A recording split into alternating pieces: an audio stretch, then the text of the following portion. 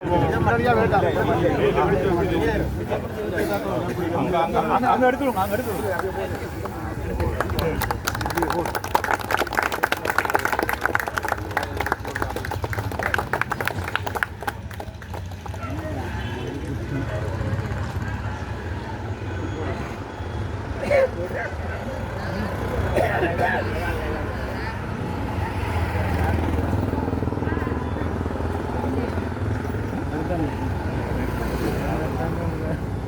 எல்லாருக்கும் வணக்கம்.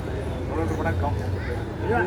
கோப்பாயின் மத்தியில் எங்களுடைய வடமராட்சி பகுதியினர் இங்கே யாழ்ப்பாணம் நல்லூர் தொகுதி பல பிரதேசங்களை உள்ளடக்கிய ஒரு என்பிபியினுடைய எழுச்சியை உருவாக்கக்கூடிய நிலையமாக இது மாற வேண்டும். அதற்கான ஆதரவு தர வேண்டும். எனவே இன்றைக்கு இந்த நிலையம் எங்களது மதிப்புக்குரிய அமைச்சர் ராமலிங்கம் சந்திரசேகரன் அவர்களால் திறந்து வைக்கப்பட்டிருக்கிறது. அவருக்கு இந்த நிலையத்தின் சார்பாக நன்றியை கூறி எல்லோரும் ஒன்று சேர்ந்து இந்த மக்கள் எழுச்சியை, இந்த அரசாங்கத்தினுடைய கொள்கைகளை இந்த நாட்டில் பரப்பி நாம் எல்லோரும் சமத்துவமாகவும் சகோதரத்துவமாகவும் இன ஒற்றுமையோடு வாழ வழிவகுப்போம் என கூறி விடைபெறுகிறேன். வணக்கம்.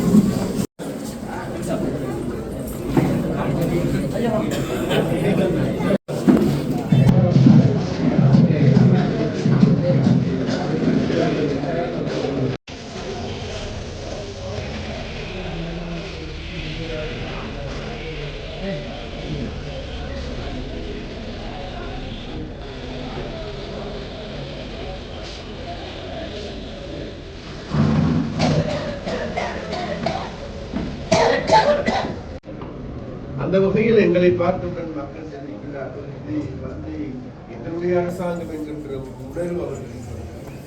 எங்களுடைய அரசாங்கம் மாத்திரமல்ல, நேற்று முதல் நாள் உங்கள் எல்லோருக்கும் தெரியும், அனுர அவர்களுடைய யாழ்ப்பாணத்துக்கு வருகை தந்திருந்த போது என்றுமே இல்லாதவாறு எந்த ஒரு அரசியல்வாதிக்கும் இல்லாதவாறு, எந்த ஒரு ஜனாதிபதிக்கும் இல்லாதவாறு பெரிய அன்பை செலுத்துகின்றவர்களாக யாழ் மக்கள் மாறியிருக்கிறார்கள்.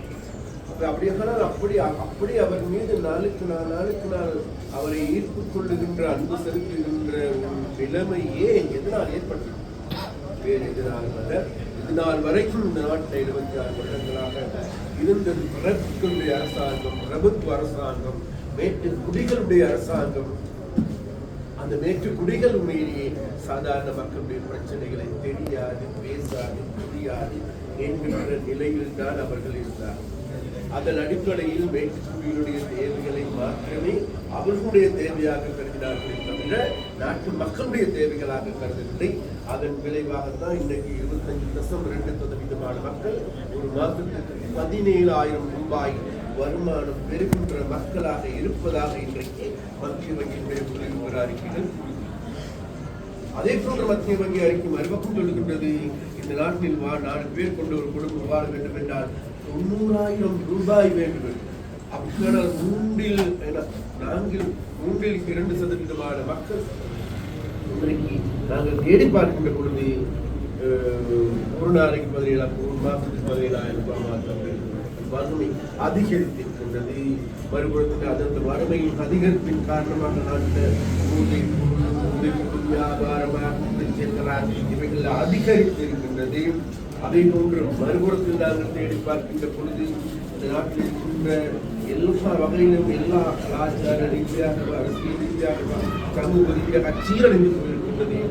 இந்த சீரழிவின் காரணமாக இந்த நிலைமையில் இருந்து நாட்டை மீட்டெடுக்க வேண்டும், மக்களுக்கு நல்ல வழி காட்ட வேண்டும், நாட்டுக்கு நல்ல காலம் பிறக்க வேண்டும் என்பதுதான் மக்களுடைய விருப்பம்.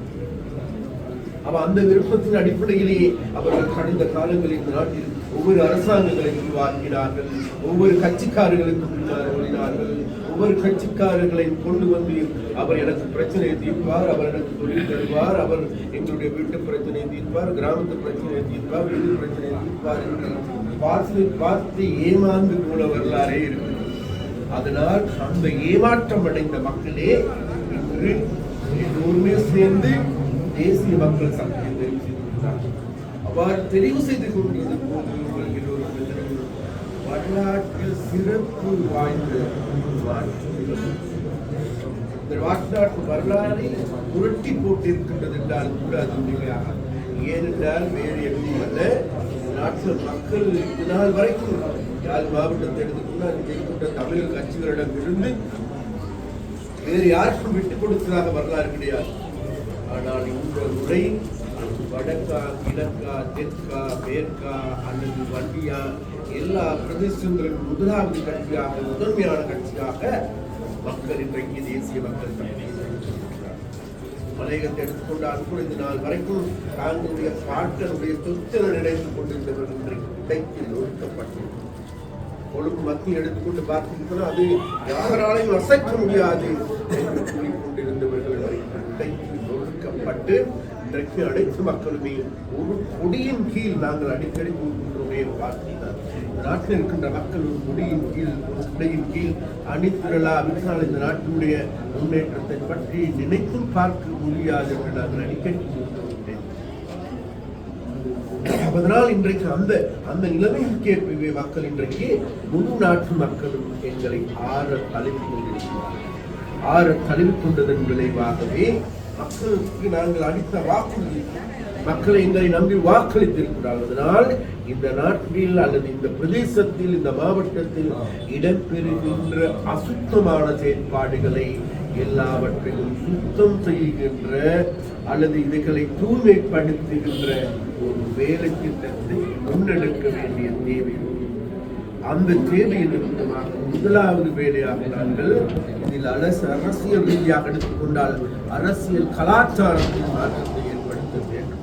அந்த அரசியல் கலாச்சாரம் என்பது இதனால் வரைக்கும் இந்த நாட்டில் இருக்கின்ற அரசியல்வாதிகளே மேலே இருந்தார்கள், அவர்கள் உயர்வான இடத்தில் இருந்தார்களே தவிர, பெரிய பிரபுக்களாக இருந்தார்களே தவிர, அவர்களை யாராலும் கேள்வி கேட்க முடியாது தவிர, நீதிமன்றம், நீதித்துறையா எல்லாவற்றுக்கும் மேலே இருந்தார்களே தவிர, பாராளுமன்றமா, சட்டத்துறையா அல்லது அரசியலமைப்பா எல்லாவற்றுக்கும் மேலே இருந்து செயற்படுகின்றவர்களாகவே அரசியல்வாதிகள் இருந்தார்கள்.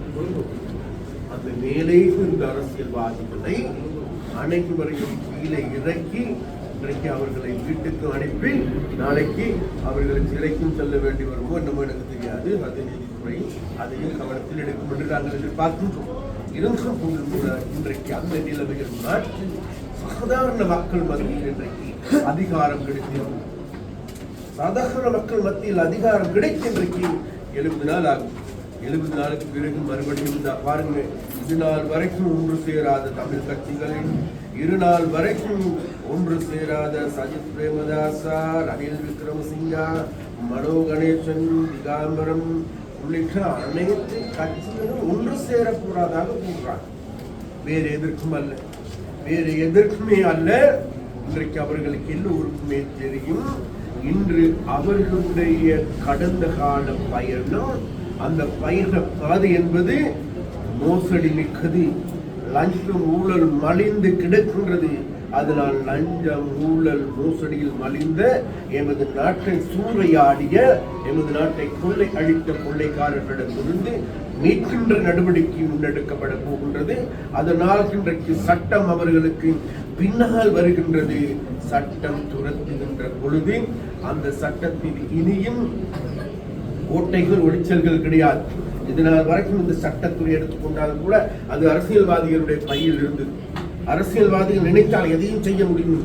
ஆனால் இன்றைக்கு அந்த சட்டத்துறைக்கு சுயாதீனமாக சுதந்திரமாக செயற்படுவதற்கான ஒரு சந்தர்ப்பத்தை நாங்கள் பெற்றுக் கொடுத்திருக்கிறோம்.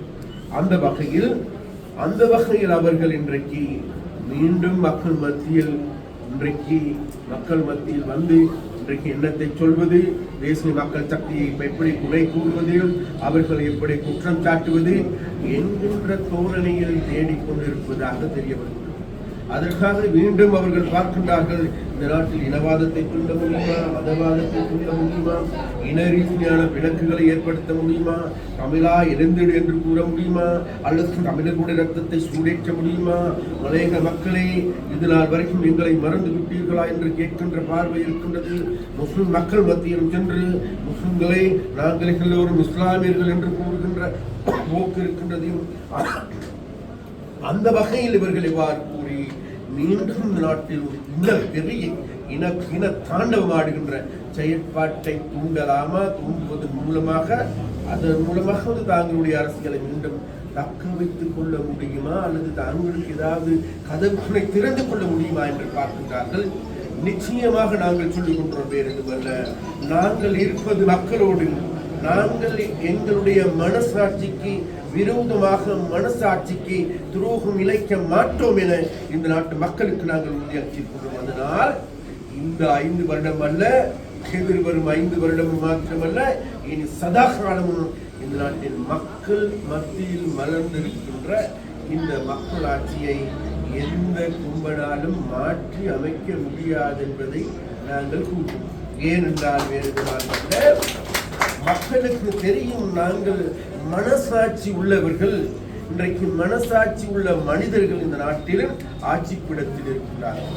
அந்த ஆட்சிப்பிடத்தில் இருப்பவர்கள் மேட்டுக்குடியை சார்ந்த பசி என்றால் என்ன, அல்லது மக்களுடைய துன்பங்கள், வேதனைகள், ஏழ்மை, பிரச்சனைகள் என்று எண்ணம் தெரியாத அல்லது அவ்வாறான உணர்வுகள் இல்லாதவர்களை இதனால் வரைக்கும் ஆட்சியில் இருந்தார்கள். ஆனால் இன்றைக்கு தோழர் அனுரை எடுத்துக்கொண்டால் கூட உங்களுக்கு எல்லாருக்கும் தெரியும், அவர் சாதாரண ஒரு குடும்பத்தை சார்ந்து பல்வேறு கஷ்டங்கள், இன்னல்கள் எல்லாவற்றையும் சந்தித்து இன்றைக்கு உலகமே போற்றுகின்ற உலக அரசியல்வாதிகள் அனைவராலையும் திரும்பி பார்க்கப்படுகின்ற, அனைவராலும் பேசப்படுகின்ற அது இயக்கங்களா அல்லது இருக்கின்ற உலகத்தில் இருக்கின்ற அரசியல் இயக்கமா, அரசாங்கங்களா, ராஜதந்திரிகளா, எல்லோருமே இன்றைக்கு பேசப்படும் பொருளாக இருப்பது வேறு யாருமல்ல, அனுரவனுடைய ஆட்சி அல்லது இலங்கையில் ஏற்பட்டிருக்கின்ற மாற்றம்.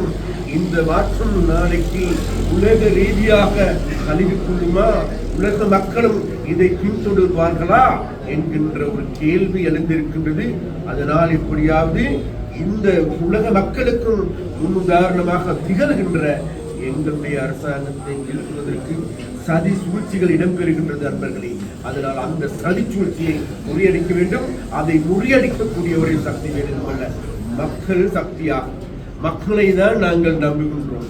இந்த மக்களுக்காகத்தான் எங்களை அர்ப்பணிப்பு செய்கின்றோம். அந்த மக்களிடம் இந்த முறைப்பாடுகளை செய்து நாளைக்கு எந்த கும்பனாலும் எங்களுடைய அரசாங்கத்தை, உங்களுடைய அரசாங்கத்தை அசைக்க முடியாது.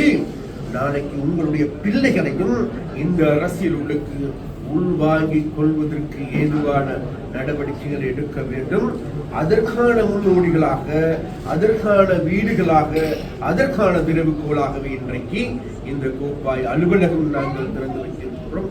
அதனால் கோப்பாயில் வாழ்கின்ற மக்கள் மாத்திரமல்ல, இந்த பிரதேச யாழ் மாவட்டத்தில் இருக்கின்ற அனைத்து மக்களுக்கும் நாங்கள் அன்பாக அழைப்பு விடுக்கின்றோம். நாங்கள் ஆட்சிப்பீடத்துக்கு வந்து 70 நாள் ஆகின்றது. இதில் குறைகள் நீங்கள் காணலாம், குற்றங்கள் நீங்கள் காணலாம், பொறுத்து கொள்ளுங்கள். நிச்சயமாக நீங்கள் காணுகின்ற குறைகள், குற்றங்களை நிச்சயமாக நாங்கள் வெகு கூட சீக்கிரத்தில் முடிவுக்கு கொண்டு வருவோம். அந்த முடிவுக்கு கொண்டு வருகின்ற பணிக்கு இந்த நாள் வரைக்கும் நீங்கள் ஒத்துழைப்பு வழங்காவிட்டால் நாளைக்கு எங்களுக்கு பூர்ணமான ஒத்துழைப்பை தாருங்கள். நிச்சயமாக நாங்கள் நீங்கள் எல்லோருமே சேர்ந்து இந்த நாட்டை கட்டியெழுப்பி புதிய யுகத்திற்கு கொண்டு செல்வதற்கு, பலமான நாட்டை உருவாக்குவதற்கு, அழகான வாழ்க்கையை ஏற்படுத்துவதற்காக நீங்கள் நாங்கள் எல்லோருமே சேர்ந்து ஒன்று சேர்வோம். அதற்காக வாருங்கள், உங்களுடைய பிரச்சனைகளை பேசுங்கள், அதே போன்று எங்களுடைய பிரச்சனையும் கேளுங்கள். நீங்கள் எல்லோருமே சேர்ந்து நாட்டில் கருத்தியல் ரீதியான ஒரு போராட்டத்தை முன்னெடுத்து அந்த போராட்டத்தின் மூலமாக எமது நாட்டுக்கு ஒரு புதிய சகாப்தத்தை உருவாக்கும். அதற்காக வாருங்கள் என்று கூறிக்கொண்டு அதற்காக இந்த கோப்பாய் அலுவலகத்தை பயன்படுத்துமாறு அதில் ஒவ்வொரு நாளும் அல்லது விசேடமாக பாராளுமன்ற அல்லாத நாட்களில் கூடுதலாக ராஜீவன் தோழர் இருப்பார். அதை கொண்டு நான் வருவேன். அதை கொண்டு பவானந்த ராஜா, அதே நேரத்தில் லக்குமரன் உள்ளிட்ட அனைவரும் இந்த பிரதேசத்திற்கு நாங்கள் விஜய் செய்வோம். அதனால் எந்த பிரச்சனையாக இருந்தாலும் வாருங்கள், பேசுவோம். பேசி எங்களுடைய பிரச்சனைகளுக்கு தீர்வுனை காண்போம். அதே நேரத்தில் நாளைக்கு நல்லது ஒரு உலகத்தை உருவாக்குவதற்கு நாம் எல்லாரும் ஒன்று சேர்வோம். ஒன்று சேர்க்கின்ற வீடாக கோப்பாயின் பெரிய இல்லமாக எங்களுடைய கோப்பாய் அலுவலகத்தை மாற்றி அமைங்கள் என்று கூறிக்கொண்டு விடைபெறுகின்றேன். நன்றி.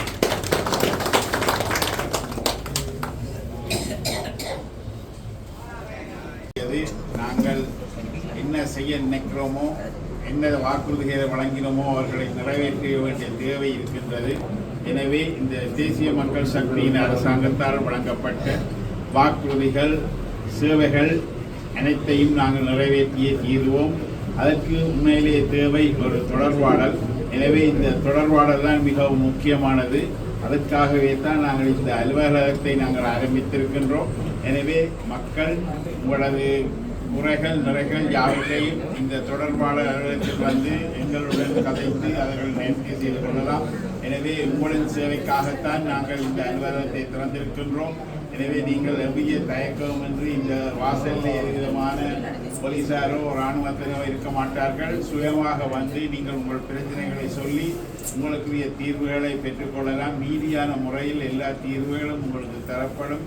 தொடர்ந்து வரும் இந்த பிரதேச சபை தேர்தலில் நாங்கள் இந்த அலுவலகத்தை பாவித்து உங்கள் பிரதிநிதிகளை தெரிவு செய்வதற்கான நடவடிக்கை இறங்குவோம்.